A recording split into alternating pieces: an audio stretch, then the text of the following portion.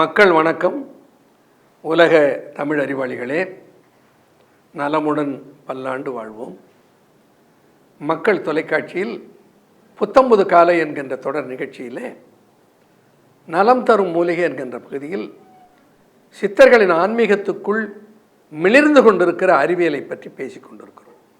நான் சொல்லுவேன், சித்தர் இலக்கியத்திலே சித்தர் ஆன்மீகத்தில் அறிவியல் ஒளிந்து கொண்டிருக்கிறது என்று என்னால் சொல்லுவதற்கு உடன்பாடில்லை. அங்கே ஒளிர்ந்து கொள்ளில்லை, அது மிளிர்ந்து கொண்டு இருக்கிறது. ஏன் மிளிர்கிறது? ஆனால் அது ஒளிர்கிறது என்று சொல்லாதீங்க, அது ஒளிர்ந்து இருக்கிறது என்று சொல்லாதீர்கள், ஒளிர்கிறது என்று சொல்லுங்கள். அப்போது நாம் தேடி பார்க்க வேண்டியது எங்கே இருக்கிறது? சித்தர் இலக்கியத்துக்குள்ளே இருக்கிறது. சித்தர் இலக்கியத்துக்குள்ளே இருக்கிற பல ரகசியங்கள் உள்ளே போக போக என்ன வியப்பாக இருக்கிறது பாருங்கள். நாராதிருந்திட பால்கர நெடுநாளும் இருந்திட பால்கர. நான் போய் கடவுள்கிட்ட என்ன பண்ணுறேன்? ஆண்டவனே, எனக்கு நீண்டாயிலையும் நிறைந்த செல்வத்தையும் கொடுப்பா. செல்வம் நோயற்ற வாழ்வு, அதான் செல்வம். நோயற்ற வாழ்வே குறைவற்ற செல்வம். அப்போது நீண்ட ஆயுளும் நிறைந்த செல்வம் வேண்டும்னு போய் வெளியில் வேண்டிக் கொண்டு இருக்கிறியே, எப்பா எல்லாம் உனக்குள்ளே இருக்குப்பா.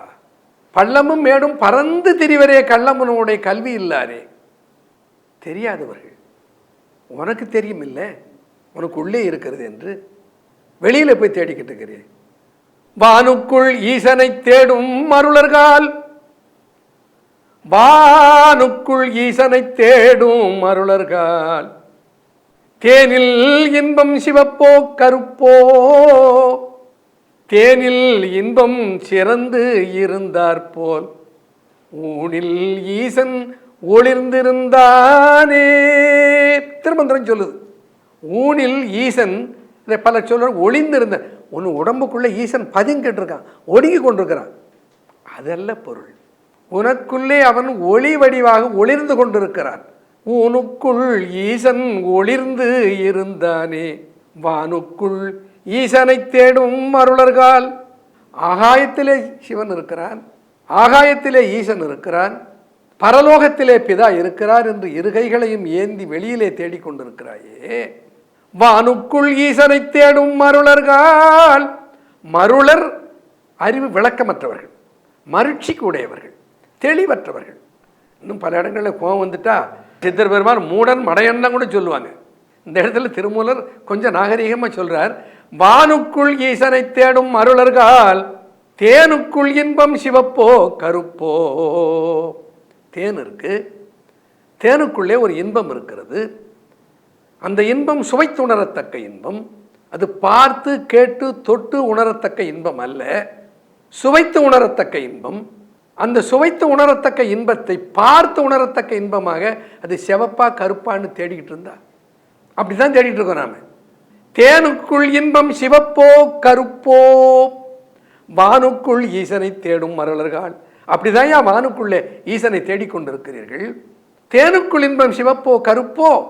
அந்த தேனுக்கு உள்ளே இன்பம் சிறந்து இருந்தார் போல். தேனுக்கு எது சிறப்பு?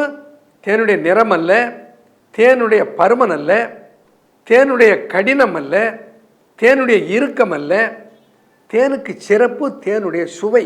சுவையை அறிய வேண்டுமானால் நாவலைத்தான் அவர் அறிய முடியும். இந்த சுவையை காதுகிட்ட வச்சு அறிய முடியுமா? சுவையை கண்ணுகிட்ட வச்சு அறிய முடியுமா? மூக்குக்கிட்ட வச்சு அறிய முடியுமா? அதான் ஏன் பண்ணிட்டு இருக்கிறீங்க? வானுக்குள் ஈசனை தேடும் மருளர்கள், தேனுக்குள் இன்பம் சிவப்போ கருப்போ. அது சிவப்போ இல்லை கருப்போ இல்லைன்னா தேனில் இன்பம் இல்லைன்னு சொல்லிடுவியா? ஆகையினால கண்ணுக்கு தெரியாமல் நாவுக்கு புலப்படுகிற தேனுக்குள் இன்பம் சிவப்போ கருப்போ, தேனுக்குள் இன்பம் சிறந்து இருந்தாற்போல் ஊனுக்குள் உடலுக்குள்ளே ஈசன் ஒளிர்ந்து இருந்தானே. அவன் ஒளிமயமாக உனக்குள்ளேயே இருக்கின்றான். இதைத்தான் சித்தர்கள் சொன்னார்கள். தொடர்ந்து பார்ப்போம். நன்றி, வணக்கம்.